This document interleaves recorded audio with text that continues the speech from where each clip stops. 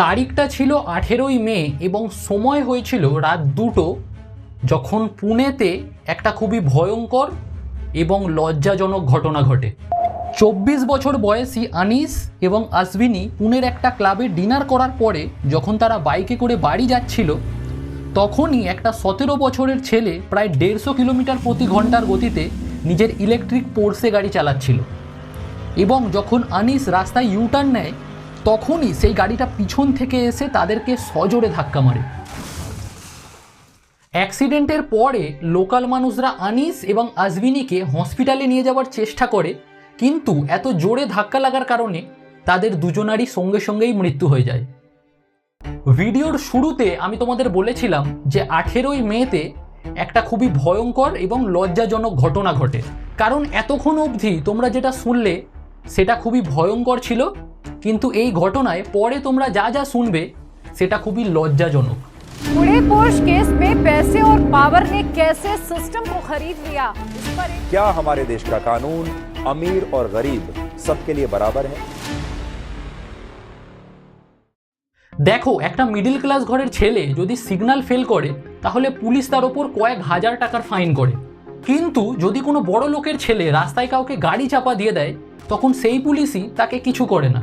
Same পুনের এই ইনসিডেন্টের পরে একটা জিনিস খুবই পরিষ্কার, যে আমাদের দেশের আইন বড়লোক এবং গরিবদের জন্য পুরোপুরি আলাদা। তাই সবার প্রথমে এই ইনসিডেন্টের ব্যাপারে আমি তোমাদের জানাতে চাই। 18ই মেতে 17 বছরের বেদান্ত নিজের বন্ধুদের সাথে 12 পাস করা সেলিব্রেট করার জন্য রাত 10:30টার সময় পুনের কোজি নামের একটা ক্লাবে যায়। বেদান্ত তার দাদুর ক্রেডিট কার্ড নিয়ে এসেছিল, আর 1.5 ঘন্টা পরে তাদের টোটাল বিল প্রায় 50,000 টাকা হয়ে যায়। তারপরে 12টার সময় তারা এখান থেকে বেরিয়ে কিছুটা দূরেই ব্ল্যাক নামের একটা ক্লাবে যায় এবং প্রায় 2টো অবধি ড্রিঙ্ক করে, যার পরে বেদান্ত 2টো বন্ধুর সাথে এই ক্লাব থেকে বেরায় এবং নেশার অবস্থায় নিজের ইলেকট্রিক পোর্সে গাড়ি চালাতে শুরু করে। তারপরে প্রায় 2:30টের সময় আনিস আর আশ্বিনী বাইকে করে বাড়ি ফিরছিল এবং এদের বাইক যখন কল্যাণীনগর রোডে ইউটার্ন নেয়, তখনই পিছন থেকে বেদান্ত প্রায় 150 কিলোমিটার প্রতি ঘন্টার গতিতে পোর্সে গাড়ি চালিয়ে এসে এদের দুজনকেই চাপা দিয়ে দেয়।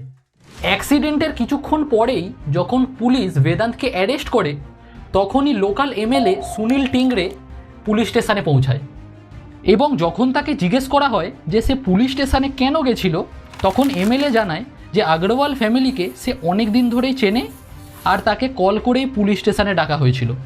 তার পরের দিন অর্থাৎ 19শে মে থেকে এই ঘটনায় আসল টুইস্ট শুরু হয়, যখন পুলিশ, ডাক্তার আর বেদান্তের ফ্যামিলি এই কেসটাকে অনেকবার ঘোরানোর চেষ্টা করে। যেমন লোকাল একটা রিপোর্টার জানায় যে বেদান্ত যখন পুলিশ স্টেশনে ছিল তখন 2টো মার্সিডিজ গাড়িতে করে তার জন্য পিৎজা আনা হয়েছিল। এমনকি বেদান্ত যেই পোর্সে গাড়িটা চালাচ্ছিল সেটার কোনো রেজিস্ট্রেশন ছিল না, যার কারণে এই গাড়িতে কোনো নাম্বার প্লেট তোমরা দেখতে পাবে না। এছাড়াও নিয়ম অনুযায়ী পুনে পুলিশকে এই ইনসিডেন্টের পরে 2টো টেস্ট করা দরকার ছিল। প্রথম হলো ব্লাড টেস্ট আর সেকেন্ড হলো পার্সোনাল অ্যাপিয়ারেন্স টেস্ট, কারণ পার্সোনাল অ্যাপিয়ারেন্স টেস্টে বেদান্তের হাঁটা চলা এবং শরীর থেকে মদের গন্ধ আসছে কিনা এই 2টো জিনিসই জানা যেত। কিন্তু পুলিশ বেদান্তের এই টেস্টটাও করায় না। আর ব্লাড টেস্ট করানোর সময় সেখানেও টুইস্ট চলে আসে।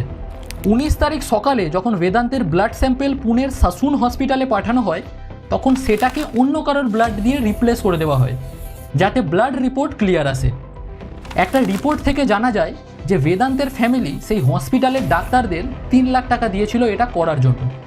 এছাড়াও বেদান্তের ঘর থেকে তাদের ড্রাইভারকে জোর করা হয় যাতে সে এই ইনসিডেন্টের দায় নিজে নিয়ে নেয়। এত কিছু হয়ে যাওয়ার পরে তোমার মনে হবে যে কোর্ট বেদান্তকে নিশ্চয়ই শাস্তি দেবে, কিন্তু শকিং জিনিস হলো কোর্ট থেকে বেদান্তকে বেল দিয়ে দেওয়া হয়। এমনকি কোর্ট বেদান্তকে শাস্তি হিসাবে শুধুমাত্র 300 শব্দের একটা প্রবন্ধ লিখতে বলে रोड एक्सीडेंट और सॉल्यूशनर ऊपर। 24 साल के एक लड़के और लड़की को कार से कुचलने की सजा यह थी कि 300 शब्दों का निबंध लिखो।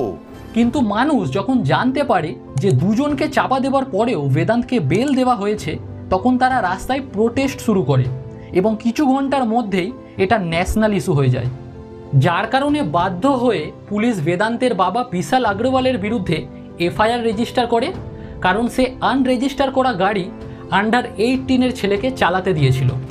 এবং সেই ক্লাবের ম্যানেজারের ওপরেও এফআইআর করা হয়, কারণ তারা 18 বছরের নিচের ছেলেকে অ্যালকোহল সার্ভ করেছিল।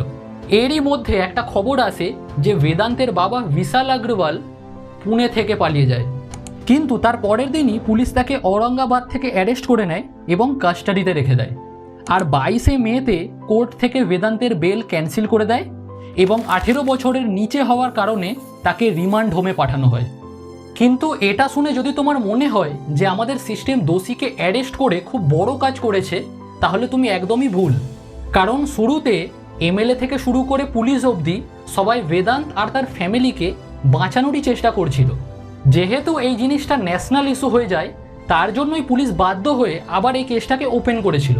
কিন্তু এটা আলটিমেটলি কোনো সলিউশন না। ইনফ্যাক্ট আমাদের দেশে এটা খুবই কমন জিনিস হয়ে গেছে যে যদি কোনো বড় লোকের ছেলে রেপ বা মার্ডারের মতো ক্রাইম করে, তাহলে সে খুব সহজেই ছাড়া পেয়ে যায়। কারণ আমাদের সিস্টেম এতটাই খারাপ যে ওপর থেকে নিচে অবধি সবাই ঘুষ খেয়ে বসে থাকে, যার কারণে একটা ছেলে দুজনকে গাড়ি চাপা দেওয়ার পরেও তাকে পুলিশ স্টেশনে পিৎজা খাওয়ানো হয়, আর অন্যদিকে যাদেরকে গাড়ি চাপা দেওয়া হয়েছে তাদের জন্য কেউ কিচ্ছু করে না। ভিডিওটা থেকে যদি তুমি কিছু শিখে থাকো তাহলে অবশ্যই আমার চ্যানেলটাকে সাবস্ক্রাইব করো এবং পরের ভিডিওর জন্য অপেক্ষায় থাকো। আর ততক্ষণের জন্য জয় হিন্দ।